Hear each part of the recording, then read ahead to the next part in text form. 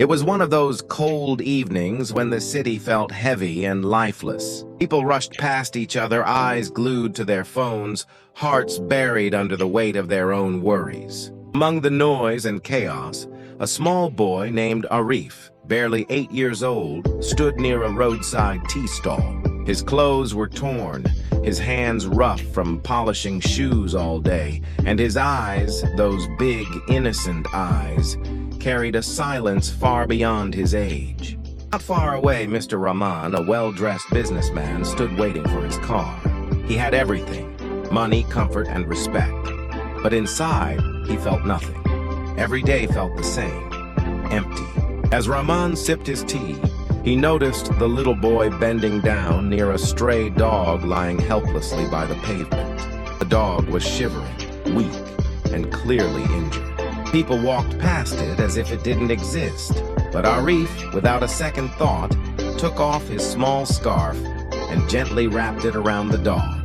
Rahman stared silently, watching the boy sit beside the dog and softly whisper, "Don't worry, buddy.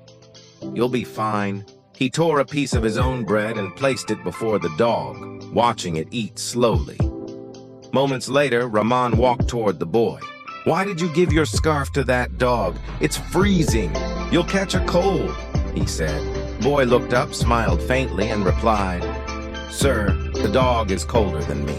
I can still move around and work, but he can't. Maybe my scarf will help him feel a little warm." Rahman froze. That single line hit him deeper than any book, speech, or prayer ever had. He realized how disconnected he had become from the simple essence of humanity, the ability to feel for someone else.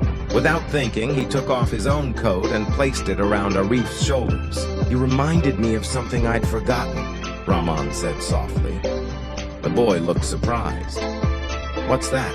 Rahman smiled with moist eyes. "That being human means having a heart that beats for others." Rahman took the boy and the dog to a nearby clinic. The vet treated the dog's wound, and Rahman gave the boy some food and warm clothes. That night, Rahman couldn't sleep. Not because of guilt, but because for the first time in years, his heart felt alive. The next morning, he started a small project to feed stray animals and support poor children who work on the streets.